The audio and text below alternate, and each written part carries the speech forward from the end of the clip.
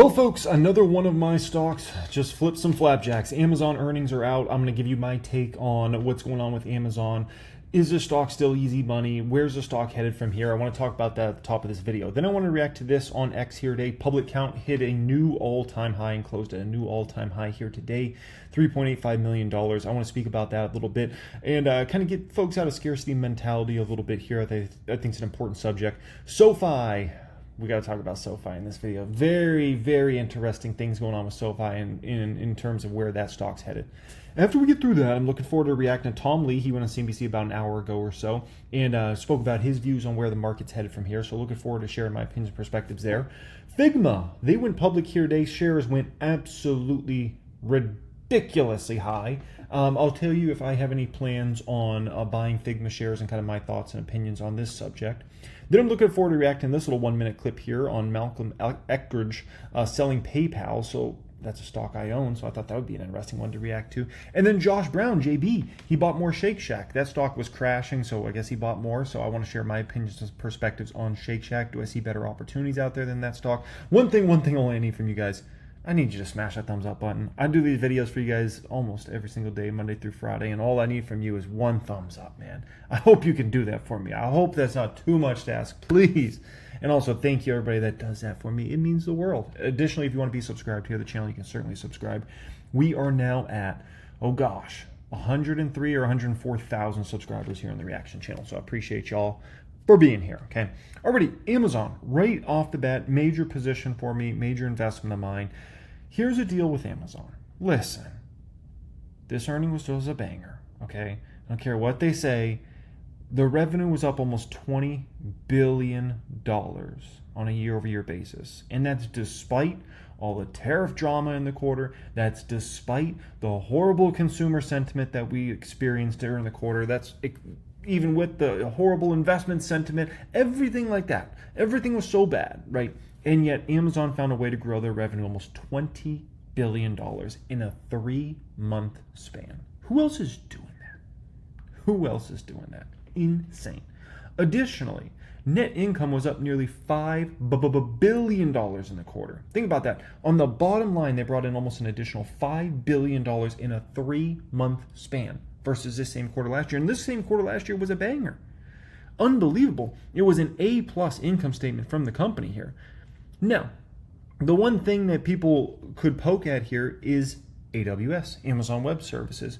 They say, hey, Amazon Web Services, the growth rate, under 20%. We're seeing some other cloud providers grow faster, those sorts of things, right? A few things here. First off, Amazon really focuses on efficiency last couple of years in regards to their cloud business and cloud product.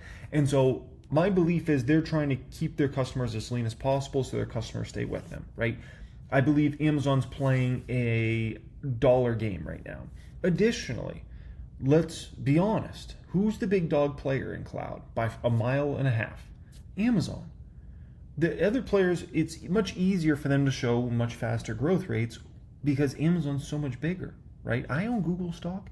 Google reported extremely strong cloud number. But listen, Google and cloud's a joke compared to Amazon, okay? It's just facts. It's not debate, it's a fact, okay? Listen, I own AMD. AMD's a major investment of mine, right? AMD's got a very exciting next few years ahead. AMD's growth rates, revenue growth rates for the next 2 or 3 years is going to far exceed NVIDIA. And it's not even going to be close in my opinion. But guess what? NVIDIA's still going to be doing way bigger numbers at the end of the day. So the thing you've got to keep in mind here is AWS is still a very fast growth business. They're putting up incredible numbers. They are still the biggest player in this market. And the moral of the story is the company brought in an additional almost $20 billion top line and almost $5 billion extra on the bottom line. So where is Amazon stock headed from here, right? Listen, tomorrow, who knows? But the moral of the story is here, Amazon's on its way to 250 and 275. And I think it's happening quicker rather than later, okay? The bottom line is, if you want a diversified giant that is putting up these sorts of numbers, you gotta go Amazon. Amazon, in my opinion, is a must-own in every single portfolio out there. I don't care if you're a retail investor. I don't care if you're a hedge fund manager. I don't care if you run a long-only portfolio. Everyone has to own Amazon. It's one of the very few stocks that I think should be in every single portfolio. I don't even know if I'd say that about Meta, even though Meta's been a far better investment for me over time, right? Made me so much money, and Meta's still a buy today. Even with all that, I've always viewed Amazon as the must-own because you get the e-commerce side of the business, and you get the cloud, and you get the advertising side of the business. It's just like everybody should. And the other reason I think everybody should own Amazon is I bet you every single person just about watching this video right now, you shop on Amazon. It's like giving back to yourself, okay? You probably spend $1,000 a year on Amazon, maybe thousands of dollars. Some of you guys watching this, you probably spend $10,000 plus a year on Amazon. At least own the stock, give back to yourself. It's a nice get back, okay? And so the moral of the story is here in regards to Amazon, it's going higher, okay? What happens tomorrow, who knows? But the moral of the story is Amazon's going higher. Yes, I mean, the numbers are beautiful. It's beautiful, okay?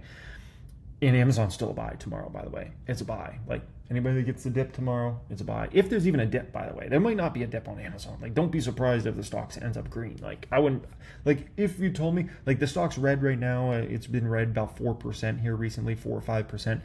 If Amazon was green tomorrow, would I be surprised? I would not be shocked at all if Amazon was green tomorrow. At the end of the day, how many of these stocks do you have in the market that are really that great of companies, that are really able to come in with nearly $20 billion of revenue growth on a year-over-year basis? Like, it's a one-on-one, man. So they'll buy the dip on it. And if it's not green tomorrow, it'll be green probably by next week. Like, they're coming. They're coming. They're going to buy more Amazon, Once the growth rates really shrink on the total side, then it'll be different. And by the way, they crushed revenue and EPS estimates, right? No, $3.85 million here today, public count, new all-time high close for the public count. A few things here. Meta should have been up more than it was today. Like, Meta should have been up in the 15 to 20% range. So don't be surprised if you see continued momentum in Meta over the next few weeks. Like, I wouldn't, like, if Meta hits an 8 in front of it in the next few weeks, I wouldn't be shocked at all. I'd be like, yeah, that's probably about right. Stock should have been up more. It was a very weak day in the market today. It was a lot of just, I don't know what happened. Like, the market just kind of sank, and it was just kind of one of those type of days when the market just needed to sink. And so Meta to still be up 11, 12% range on a day like that, very impressive. And so my opinion is, if we see any strength in Apple and Amazon tomorrow, don't be surprised if Meta continues to see momentum. And like Meta's going to 850 before you know it. Like, bottom line, what happens in the next 24 hours? What happens in the options market? Who knows? That can shake things around. But the moral of the story is Meta's headed to 850. Now, as far as one other big thing I just want to make, in regards to, I don't know if you guys are familiar with the term scarcity mentality. Scarcity mentality is a mentality in which I think there's a lot of people can relate to this. It's a mentality in which you believe there's like a finite amount of resources, like it's really hard to gain wealth, and everything's so difficult and those sorts of things, right? And so you have this like view of, man, it's really hard to make money in this world. It's really hard to. It's almost the opposite of like a billionaire mentality, right? Like imagine you have the brain of Jeff Bezos for a moment, right? Could you imagine having his brain? His brain has to be so an abundance mentality, it's got to be ridiculous. Because like everywhere Jeff Bezos looks, like Jeff Bezos could create $1 billion business in a snap of his fingers. Like literally, like he could snap his fingers and create $1 billion business. Elon Musk can create $1 billion business in a snap of, like, they're on such a ridiculously high level because they've made so much money, they've had so much success. They're so not in scarcity mentality, it's ridiculous, right? No, when you haven't climbed the ranks yet, you can have a lot of scarcity mentality, a lot of fear about like, I don't know, can I actually grow my wealth and these sorts of things, right? Listen, today, you know where I took a walk to? I took a walk and I showed my kids the new JP Morgan Chase building, okay, the new corporate building. It's a $3 billion building they built, right? Beautiful, beautiful. Right across the street is their old corporate building that they still use, right? The new one looks like it's still at least a few months away from opening. $3 billion they're spending on a new building. $3 billion. $3 billion. Okay. There's no lack of money in this world. There's so much abundance, and it's all out there for you to get. And whether that's through your job, through your business, right, through your investments, there's so much money out there. I mean, you come to a city like I'm in right now, New York City, what do you see? Abundance. You see a lot of abundance. There's so many people with so much money here, so many people making so much money, right? You could just walk by a guy, on the street who makes $10 million a year. You go walk by another guy on the street here that's got a net worth 250 mil. It's just so much abundance. You even come to my city, Vegas. There's a lot of abundance in Vegas. Like so many wealthy people, so many famous, people in the entertainment industry have moved out to Vegas. Just filled with millionaires, multimillionaires, and even people with 9-figure, 10-figure net worths out there, right? But just New York City's like a whole another step up there. So don't ever think like there's a finite amount of money in this world. Don't get in that scarcity mentality. Try to break yourself from that. Try to get yourself into more abundance mentality. And the more success you have, the easier it will get to get that abundance mentality, right? And so just something to always keep in mind with you guys out there. And for those of you guys that are looking to take your mindset up to another level, right? And want to learn all the skills, my private stock group, that will be the pinned comment down there if you're looking to apply for that. All my access to course curriculums, access to private Discord chat. We have so many people in the community, right? Think about who you're surrounding yourself with in a community like that. It's people that have 6 figures, multi-6 figures in stocks, 7 figures, 8 figures, right? We receive applications for the private group on a daily basis. And every day there's at least one person in there, it seems like, that's either already millionaire status or even 8-figure status, right? It's insane. And, the amount of millionaires and multimillionaires, remember, to be in the 7-figure club in the private group, you've got to have at least $1 million just in stocks. That's not net worth. That's stocks. You have to show proof of having at least $1 million in stocks. So the amount, I probably have at least 1,000 members in the private stock group that have a net worth of over $1 million. It's just filled with millionaires. And so, if you want to be around a higher level group of folks that are doing big stuff, that's my private group. That'll be pinned comment down there. And let's get you up to a higher level, get you out of scarcity mentality, get you an abundance mentality, because, that mindset switch is big, right? It's big. Next up here, SoFi, is exactly what I said was going to happen with SoFi happened with SoFi. I told everybody in my private stock group in the SoFi chat the other day, I said, don't be surprised at all if this dip in SoFi gets bought right up. And sure enough, look at SoFi today, trading higher than it was even before the whole share dilution came out, right? Now, here's the thing with SoFi and where SoFi stock is headed from here, okay? Listen, SoFi is one of the hottest games in town. When I say one of the hottest games in town, it's probably, I would view it as one of the top 10 most attractive stocks in the stock market for people that are growth investors. Because when you look at SoFi's revenue growth, posting, 40% plus revenue growth. When you look at their bottom line growth, taking off like a rocket ship. When you look at some of their growth categories in their business model, up 60% plus, it's hard to find those sorts of opportunities. And then you take it into the fintech and banking space, and it's almost impossible to find those sort of opportunities. And so when you get an opportunity like that, it's the hottest game in town. And so I really view SoFi as arguably the hottest stock in the market when it comes to the fintech, banking category, whatever you want to categorize it as, right? You look at, a Coinbase, Coinbase, not as exciting to a lot of folks. We're starting to see Bitcoin falter a bit. We're not seeing as much momentum as a lot of people were hoping to see in altcoins, given the stage of the market we're at. And people are like, I don't know about Coinbase.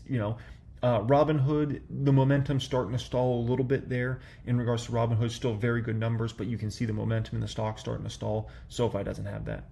SoFi's just posting more. And we don't even know where the top is for SoFi's growth rates. That's the thing. We know where the top is for Robinhood. We know where the top is for Coinbase. And those are really the only two stocks I can think of in fintech or banking related that are even can be in the same category as SoFi, right? But we know where the top is for Robinhood.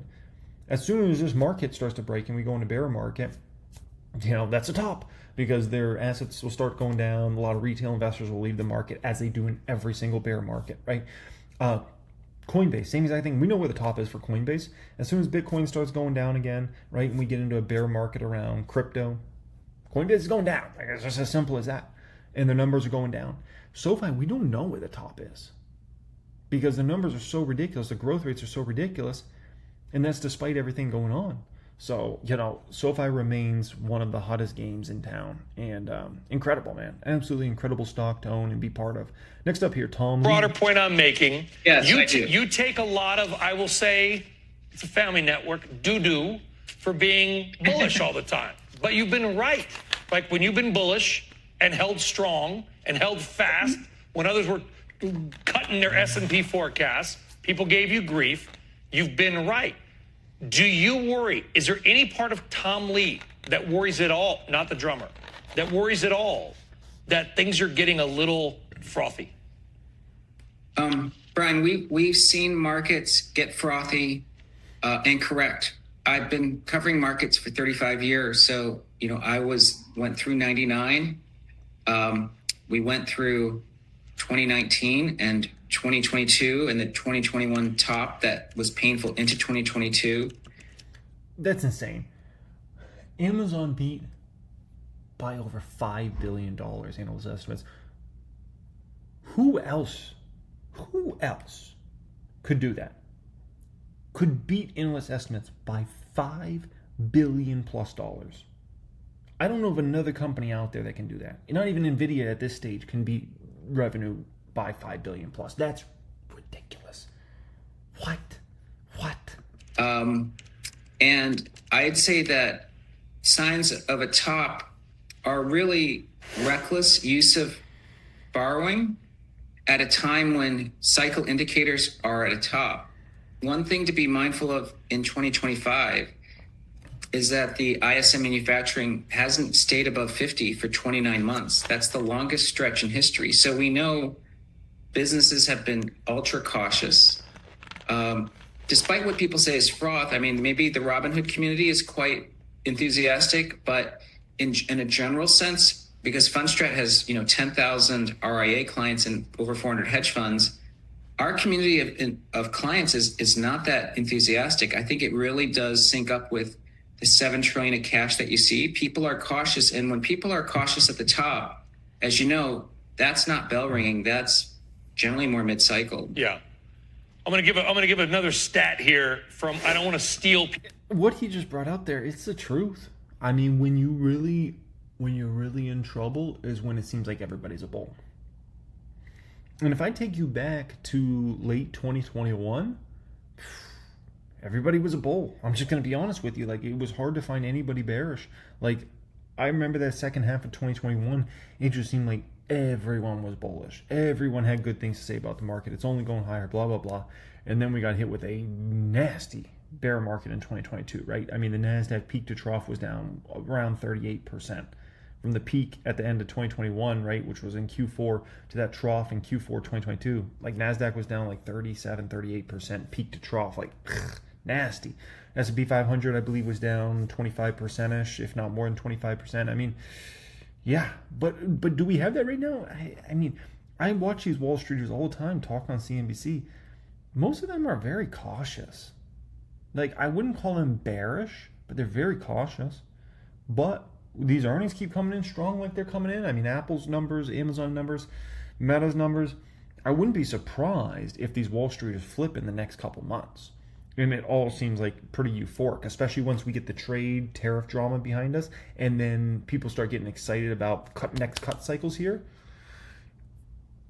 Then it seems like we could get to a place where all these Wall Streeters will be super bowled up. That's when I get concerned. That's when I get very concerned, ladies and gentlemen. People's stats without giving them credit. My friend and colleague Max Myers says that. And so what am I going to do when that happens? When all these Wall Streeters start going really all bullish, what am I going to do at that time? Am I going to sell my stocks? The answer is I'll take some profits, as I've been doing, right? But what I'll really look at doing is I'm going to look to hedge at that particular time.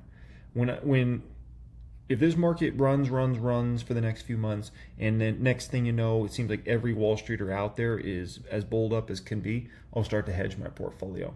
I don't really have any hedges on it other than cash right now. I am holding a good amount of cash around, but yeah, we go too bullish here.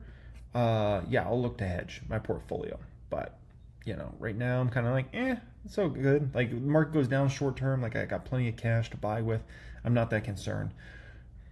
We go up a bunch more, another 10 percentage points in the Nasdaq over the next few months, then I'll start to hedge. Meta and Microsoft now have the combined market cap of the entire Tokyo Stock Exchange. Every company in Japan, the world's fourth or fifth biggest economy, every company combined is now the same size as just two American companies. In all due respect, it's such a silly... It's not fair, man. Like it's unfair to Japan. It's unfair to Meta and Microsoft because it's just they're at such a different level. I remember in sprinting, this was around like 2009 or so, Usain Bolt and Tyson Gay were by far and away the best sprinters at that particular time, right? And Asafa Powell was there as well. You guys probably have no clue what I'm talking about right now because you're not in sprinting, and that's fine. But the moral of the story is these few guys were like at the top. And then everybody was pretty far behind them. Like, a tenth of a second and sprinting 100 meters is a lot. And so the moral of the story is like no one stood a chance against those guys. And so to be comparing, Japanese stocks against Meta and Microsoft, it's so not fair to those Japanese companies because they're not even in the same category. It's like if you were comparing Usain Bolt in 2009 versus like, I don't know, a college sprinter or something like that, or a high school sprinter. Like, it's just not fair for anybody involved. Like, they're not even on the same, they shouldn't even be on the same track, okay? And that's the moral of the story here. Does that kind of stuff worry you, Tom? Or are we that much better? Is our system better? Are companies better? We deserve that. Well, I like Max's stats, but one thing Max should keep in mind is that if you look at earnings growth since 2019 to now, the U.S. has left every other country in the dust. India is the second closest, but almost 20 percentage points behind. Of the top 25 most profitable companies in the world today, 21 are U.S. companies. So there's a reason Microsoft and Meta dwarf other countries.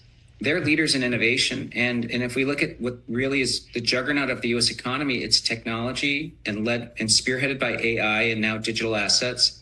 But it's also financial innovation, and that's Jamie at the helm there. The leadership of these two sort of things driving the U.S. economy are kind of unassailable. So in my opinion, I think it's justified that these are the largest companies in the world. Not 110, 212% above. Yeah, but oh gosh. Listen, the world runs on Microsoft.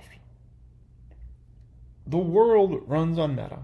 Like, almost everybody uses one of Meta's platforms, in the developed world. Almost everybody uses either Facebook or Instagram or WhatsApp.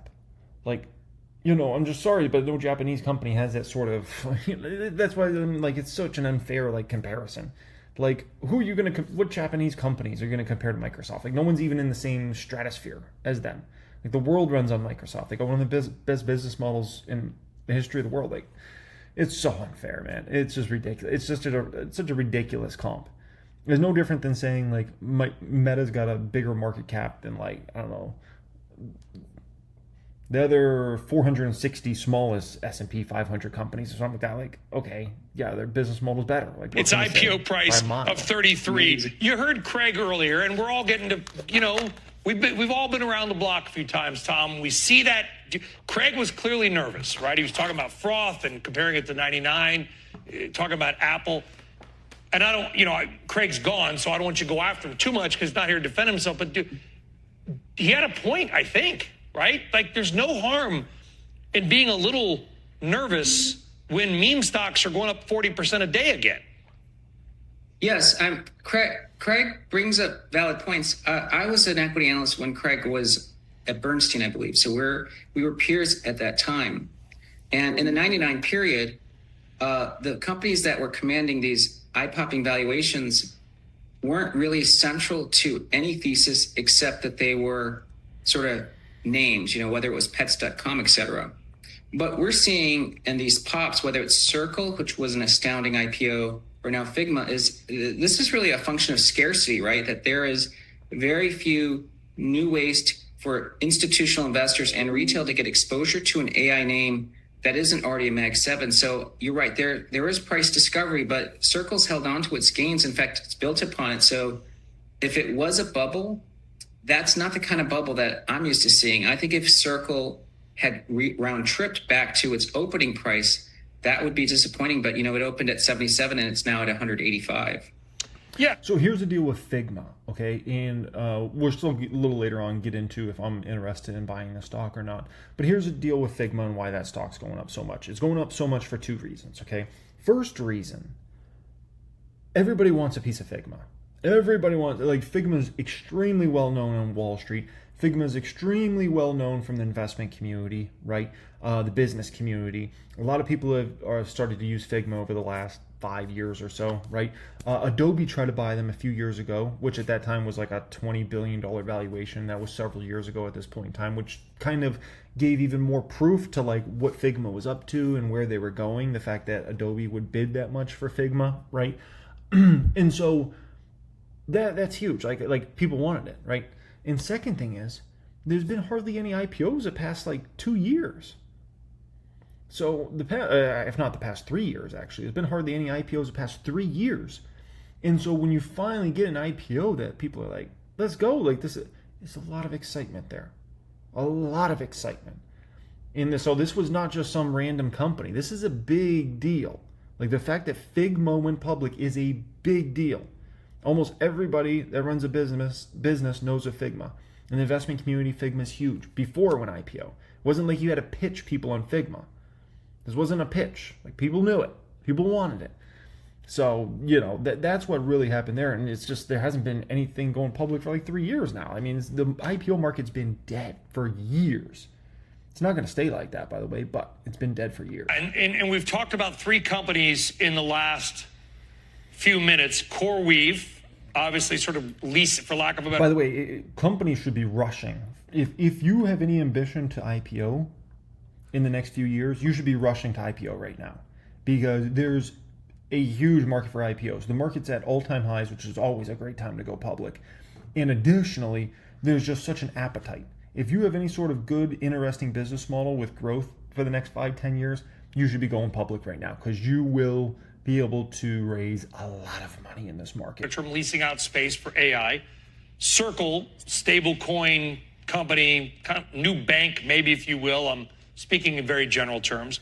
And Figma, which as I admitted earlier, I don't use. I don't work for a startup. I don't know it. I have a job, so I don't go do other things. They don't have anything in common, except, Tom, that a lot of people want to own them. That's right. And, there is what is obviously going to be price discovery taking place, because just because Figma is commanding this valuation doesn't mean that the 20 other startups behind it will get that valuation. But we also know that the economy is changing rapidly because of AI. And so if Figma is a way for people to enable themselves and for startups to move faster in a world of AI, and then it itself is inherently AI, I'm not making any opinion or judgment on Figma itself. How but about to me, I'm thinking, sorry to interrupt, Tom, because I don't want to lose my thought, because in my age, I lose thoughts quickly. I feel like in my career, 30 years, done this a long time, this is like the third complete transformation of business.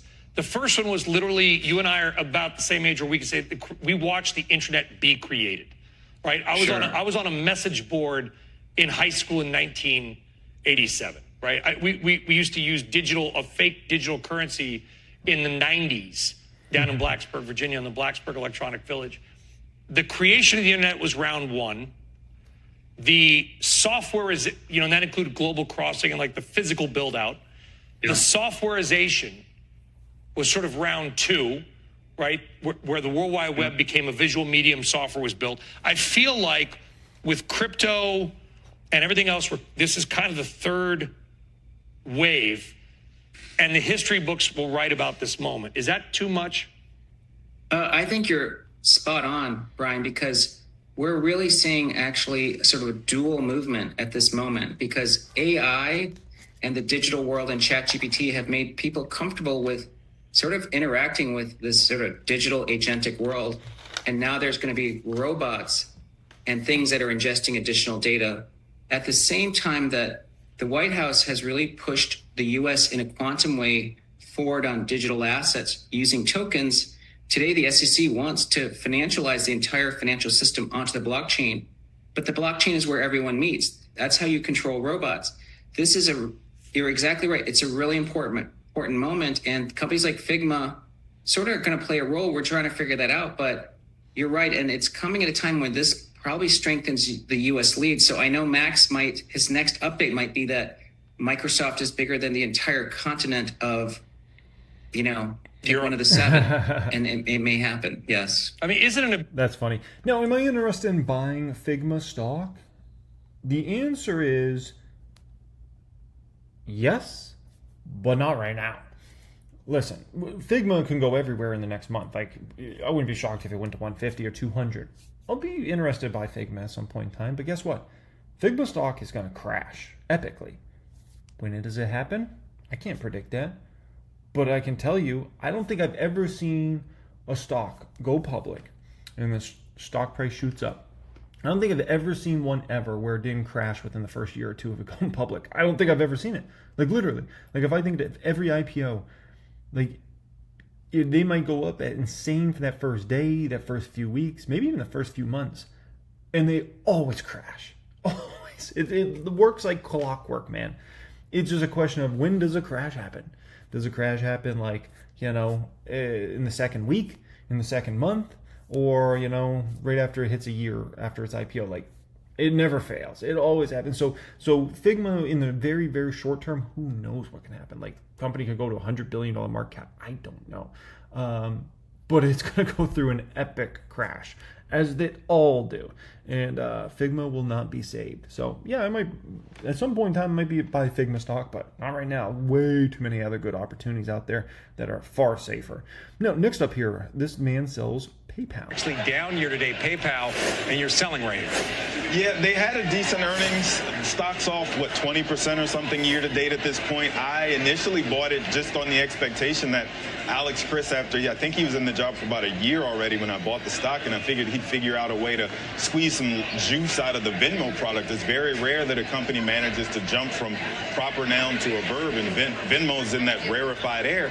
But they just haven't really figured out a way to do that. Everything's been focused on like click to pay and branded checkout, and that just doesn't really excite me as a shareholder. There's a number of other fintechs that I could own, I do own, and so I just decided it's probably time to pull the plug here, spend those dollars elsewhere. You just can't get people to pay for Venmo is the bottom. Like, they try to do pay by Venmo where the vendor, like the e-commerce site, they would pay them something. There's very little uptake on it. And peer-to-peer, nobody's going to pay for that because Zelle is free. Call it Venmo.ai, and then we'll start to... So, did you hear what that man just said? Isn't that amazing? He basically said what? He basically said, I'm bored of the stock. There's not, good numbers, but, not much going on here. I'm moving on. It's exactly what I told you guys. When I broke down PayPal, was that 2 days ago or 3 days ago, whatever that was. I think I talked about it on the main channel, right? I said that's the issue with PayPal. It's boring. Like, they put up very, very good numbers. Like, I think I graded their income statement, if I recall, was a B+ grade. Good revenue, right? Good profitability, good cash flow, big share buybacks. But it's boring. So people view PayPal like they view Apple. Like, Apple, people are just bored of Apple. Like, Apple still comes in, like, I saw their latest numbers, very good numbers, and, people are, whatever. They're bored. It has no growth. It's not, that's the difference between, like, a PayPal and a SoFi. SoFi, everybody wants on SoFi because they got ridiculous growth. PayPal, put me to sleep. That's just how they treat it, right? So PayPal can still be a very good investment, right, with their good numbers, but it's boring. It's boring to people. Next up here, Shake Shack. JB buys Shake Shack. Yeah, they reported a great quarter. The problem is the stock's up 100% going into the print from the April low. was literally 72 and ran to almost 150. So today it's giving back some. But when you actually look at the numbers, they were really fantastic. And Rob Lynch is doing everything that this company brought him in to do. Earnings were 44 cents per share, which beat the analyst consensus. Revenue was $356.5 million. That was above consensus. That's up 12.6% year over year. Same Shack sales were up almost 2% year over year. System-wide sales up almost 14%.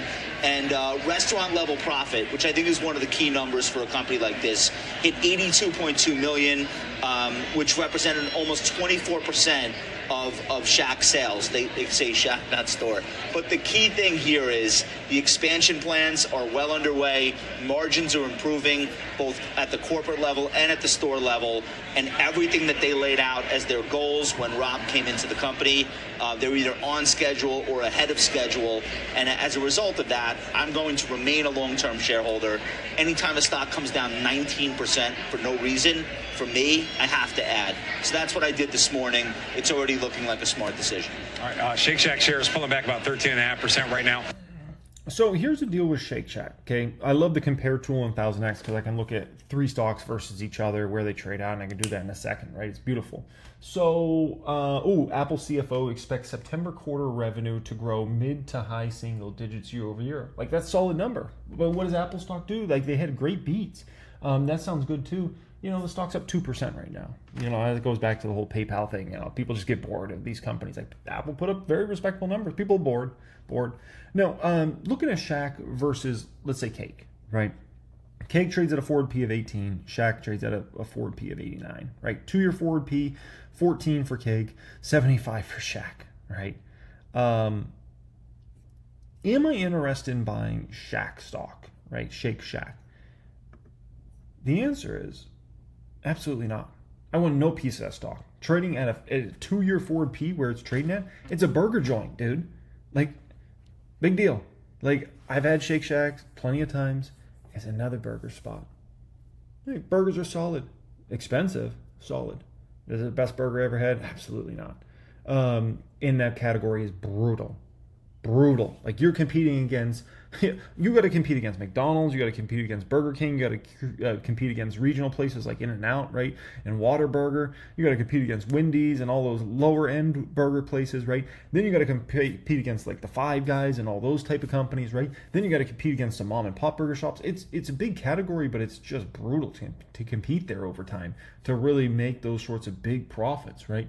And, you know, you say, well, they don't just sell burgers, they sell chicken too. Chicken, it's even more competitive. Good luck going against, Raising Cane's. Good luck going against, Chick-fil-A. Like, you know, and some of these other, I mean, it's just brutal. And so I just don't want any piece of that. I look at something like Cake, and I'm like, Cake has kind of like easy competitors to like beat. You know what I mean? Like Olive Garden's has fallen so far in terms of quality over the last 10, 20 years. And in terms of restaurants and everything like that, like North Italia's got a 10-year runway of growth to capture the big market for Italian food across the United States over this next 10 years, right? Flower Child, you know, they're really created their own space in really doing their own thing with healthy food. That's really, you can't compete them really against a Cava or some other play. Like, they're in their own like category. If you've ever gone to Flower Child, you know what I'm talking about. So they got a 10-year runway of growth that's just extraordinary there. Why would I want to be in Shake Shack? To pay a 70-something 2-year forward P for a burger place? Come on, man. And not to mention, like, it's really concentrated there. I get Cake. I also get Cheesecake Factory, one of the best restaurant concepts in history that just prints money. Like, there's not even a question of would I rather be in Cake or Shack. And if I had to say who's going to perform better over the next 5 years, there's not even a question. Cake will crush Shack returns. Like, I wouldn't be surprised if Shack return negative return over the next 5 years. I wouldn't be like, that wouldn't shock me at all. I'd be like, yeah. Given where stock was trading, I'm not surprised. You know, Cake, like, would I be shocked if this stock returned to 2x over the next 5 years? Not at all.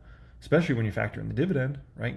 So just different opportunities out there. All right, guys, appreciate you joining me. Thanks so much. Additionally, if you're looking to apply, join a private stock group, private wealth group, get your investing game up to a much higher level than where you're at, access to all my course curriculums, private Discord chat, 1000xstocks.com. That will be pinned comment down there when you join us in there. Send your Steel membership card in the mail for the private group and your Steel membership card in the mail for 1000xstocks.com. Much love, and from NYC, have a great day.